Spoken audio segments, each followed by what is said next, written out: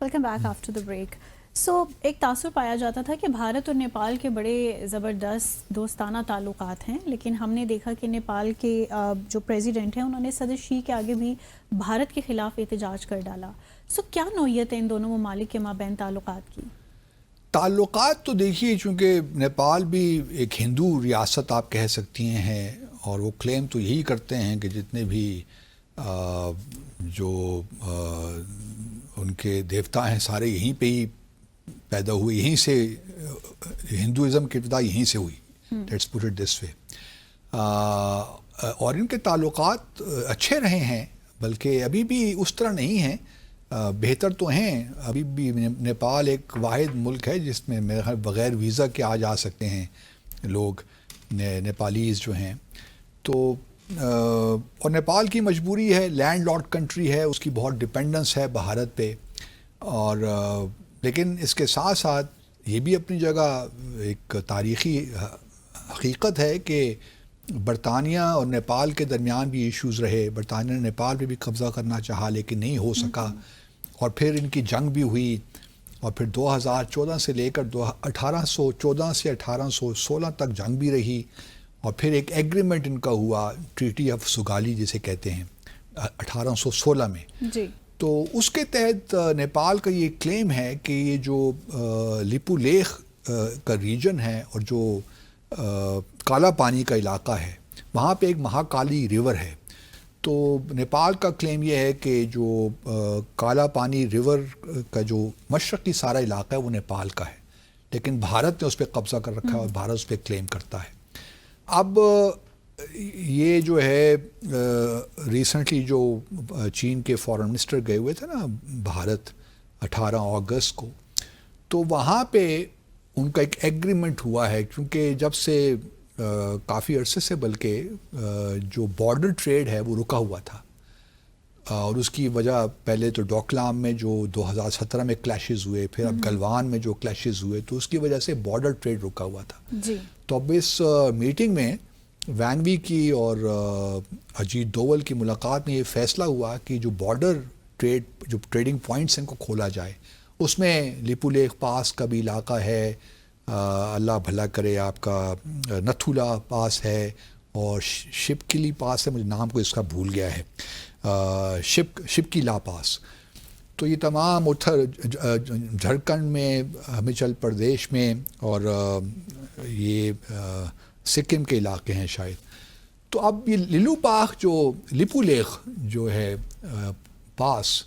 اب اس پوائنٹ سے بھی ٹریڈ ہوگا. تو نیپال نے احتجاج کر دیا بھارت کے ساتھ کہ جی آپ کیا کر رہے ہیں، یہ تو ہمارا علاقہ ہے، تو آپ اس کے تحت کیوں ٹریڈ کریں گے. جس طرح دیکھیے نا، بھارت واحد ملک ہے ایون SCO میں بھی جس نے اس اعلامیے میں بھی جو ابھی تیانجن میں ایشو ہوا ہے اس میں BRI کو اپوز کیا ہے. جی. باقی تمام ممالک نے ایکسیپٹ کیا ہے، انڈورس کیا ہے، صرف بھارت ایک واحد ملک ہے. اس کا کلیم یہ ہے کہ چونکہ جی یہ سی پیک جو ہے یہ بقول ان کے ڈسپیوٹڈ ٹیریٹری سے جاتا ہے، گلگت بلتستان سے، آزاد جموں کشمیر میں، اس لیے ہم اس کو انڈورس نہیں کرتے. اب یہی معاملہ یہ ہے کہ یہ بھی ڈسپیوٹڈ ٹیریٹری ہے، ٹھیک ہے، یونائیٹڈ نیشنز کی کوئی سیکیورٹی کونسل کی ریزولوشنز نہیں ہیں، لیکن یہ نیپال تو یہی کلیم کر رہا ہے نا کہ 1816 کی جو ٹریٹی تھی جو ہے سگالی ٹریٹی، اس کے تحت یہ سارا جو علاقہ ہے ایسٹ آف مہاکالی ریور یہ نیپال کا حصہ ہے. صحیح. اس وجہ سے اس میں چائنا اور بھارت کے درمیان ٹریڈ نہیں ہو سکتا. تو یہ ایک ایشو چل پڑا. اب پرائم منسٹر اولی جو نیپال کے پرائم منسٹر ہیں، یہ بھی ان کو بھی انوائٹ کیا ہوا تھا پریزیڈنٹ شی نے، یہ SCO کی کانفرنس اور پھر ملٹری پریڈ کے لیے بھی. تو وہاں ان کی ملاقات پریزیڈنٹ شی سے ہو گئی کہ جی، اور انہوں نے کہہ دیا، احتجاج کر دیا کہ جی یہ تو ڈسپیوٹڈ ٹیریٹری ہے، ہمارا کلیم بنتا ہے اس پہ، تو یہ آپ ٹریڈ اس پہ نہ کریں. تو پریزیڈنٹ شی نے اب کیا جواب دیا ہمیں نہیں معلوم، لیکن بھارت کا جواب بڑا کلیئر ہے کہ یہ تو ٹریڈ کوئی نئی بات نہیں ہے، یہ تو 1954 سے اس پوائنٹ سے یہ بائیلیٹرل ٹریڈ ہو رہا ہے بھارت اور چین کے درمیان. ٹھیک ہے، پہلے ہو رہا تھا ٹریڈ، لیکن پھر 1962 میں سائنو انڈیا وار ہوئی، آپ کو پتہ ہے، اس کے بعد پھر تعلقات بڑے خراب ہوئے، اور ابھی تک بائیلیٹرل ڈسپیوٹس بہت سیریس ہیں، نہ صرف چین اور بھارت کے درمیان بلکہ بھارت اور نیپال کے درمیان بھی، بلکہ نیپال کا تو یہاں تک بھی معاملہ ہے، اگر تھوڑا سا 2015 میں اگر آپ آ جائیے تو اس وقت پہلے تو نیپال میں مونارکی تھی نا،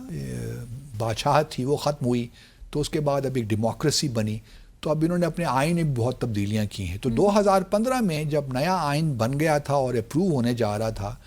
تو بھارت نے شور مچا دیا ان کے کانسٹیٹیوشن میں کہ کانسٹیٹیوشن ٹھیک نہیں ہے، کیونکہ جو ایک ہندو انڈین کمیونٹی ہے بارڈر ایریاز میں، ترائی ریجن شاید اسے کہتے ہیں، تو مدھیسی ایک قبیلہ ہے ہندوؤں کا، تو ان کے انٹرسٹ کو پروٹیکٹ نہیں کرتا، تو بھارت نے یہاں تک ان کے انٹرنل معاملات میں دخل اندازی کرنا شروع کر دی، کجا کے بنگلہ دیش اور باقی ممالک نیپال میں چونکہ اس کو اپنے سیٹلائٹ اسٹیٹ سمجھتے ہیں نا۔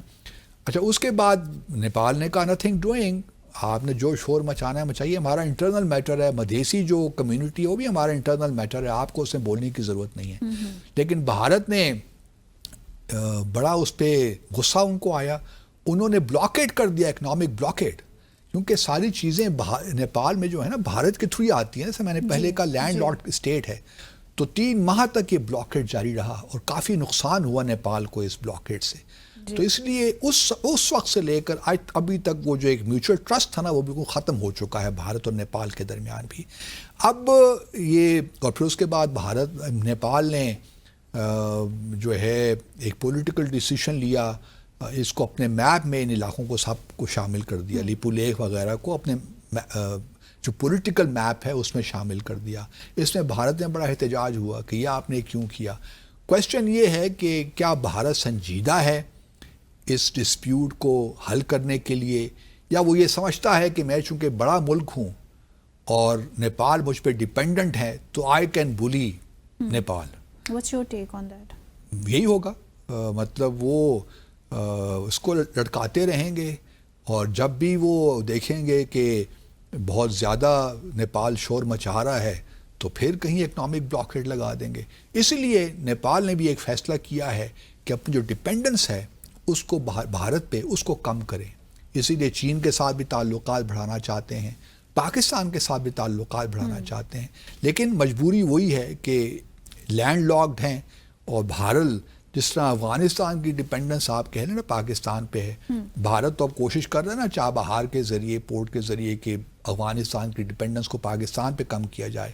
لیکن ابھی ہمارے پاس کوئی ایسا میکنزم نہیں ہے۔ چائنا کے پاس یقیناً کچھ نہ کچھ سوچ رہے ہوں گے کہ کس طرح جو لیپو لیک کا علاقہ ہے اس کو ہی استعمال کر کے، اس کو بارڈر پوائنٹ کو استعمال کر کے جو بھارت کی ڈیپینڈنس ہے اس کو کم کر کے چین کی طرف، چین کا جو ٹریڈ ہے اس کو زیادہ کیا جائے۔ تو یہ پاسبلٹیز ہیں کہ نیپال جو ہے ایونچولی ہم دیکھیں کہ چین کے ساتھ جو انہوں نے اپنے ریلیشن شپ کو بڑھانے کی کوشش کرنا، اس میں کو کامیابی ہوگی آئی ایم شیور، اور جو بھارت کا رویہ ہے اوبیسلی وہ بھی ان کو پش کر رہا ہے ٹورڈز چائنا۔ اب دیکھنا یہ ہے کہ بارڈر ڈسپیوٹ تو یہ حل ہونے والا نہیں ہے، کیونکہ وہ نیا ہے نہیں، پرانا چلا آ رہا ہے، تو بھارت کو کوئی ارجنسی نہیں ہے کہ وہ ان معاملات کو، اور اگر بھارت اور چین کے تعلقات میں کچھ ٹھہراؤ آ جاتا ہے، کچھ کشیدگی کم ہو جاتی ہے، اور یہ جو بارڈر ٹریڈ ہے یہ شروع ہو جاتا ہے، تو پھر نیپال کے لیے بھی اپرچونٹیز دونوں طرف سے نکل ہی آئیں گی، گو کہ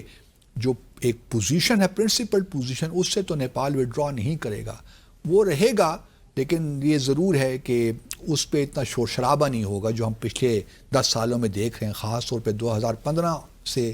اب تک جو نیپال نے ایک بہت اسے پروٹیسٹ بھی کر رہا ہے، اس پہ ایجیٹیٹڈ بھی ہے کہ یہ کس طرح بھارت نے اس پہ قبضہ کر رکھا ہے، لیکن یہ چیزیں جو ہیں اس طرح ہی رہیں گی، یہی وجوہات ہیں۔ دیکھیے نا، میں اکثر کہتا رہتا ہوں کہ سارک کیوں ناکام ہو گئی، سارک کی ناکامی کی بنیادی وجہ بھارت ہی ہے، اور اگر کل کو ایس سی او بھی ناکام ہوگی تو اس کی وجہ بھی بھارت ہی بنے گی، کیونکہ بھارت کے ہر کسی کے ساتھ معاملات خراب ہی ہیں، چاہے وہ چین ہو، پاکستان ہو، نیپال ہو، بنگلہ دیش ہو، ایون بھوٹان بھی۔ بھوٹان جیسا ملک جہاں پہ ڈوکلام کا ریجن ہے، جہاں پہ 2017 میں چین نے اور بھارت کے درمیان کچھ جھڑپیں ہوئی تھیں، اب بھوٹان چاہتا ہے بھوٹان واحد ملک ہے کہ جس کا تعلقات ڈپلومیٹک ریلیشنز نہیں ہیں چین کے ساتھ اس علاقے میں. بھوٹان چاہتا ہے کہ وہ تعلقات ہوں لیکن بھارت وہ کرنے نہیں تھا کیونکہ بھارت کا کنٹرول ہے بھوٹان پہ. تو یہ بھی ایک بڑے مسائل ہیں جو کہ سارے اس علاقے میں جتنے بھی مسائل ہیں زیادہ تر یا جتنے تو نہیں زیادہ تر جو مسائل ہیں وہ بھارت کی وجہ سے ہی ہے. اب بھارت کس حد تک چین کے ساتھ اب چین کس حد تک ایکوموڈیٹ کرتا ہے بھارت کو, that needs to be seen. کیا جو لائن آف ایکچوئل کنٹرول پہ ڈسپیوٹس ہیں وہ سیٹل ہو جائیں گے, اب یہ وقت آنے والا وقت بتائے گا. ویری امپورٹنٹ دو. سو ناظرین اسی کے ساتھ ہی آج کے ڈی سائفر ود عبدالباسط کا وقت یہاں ختم ہو گیا ہے. آپ سے ملاقات ہوگی کل مزید دلچسپ موضوعات کے ساتھ. ٹیک کیئر, بی ہیپی, اللہ حافظ.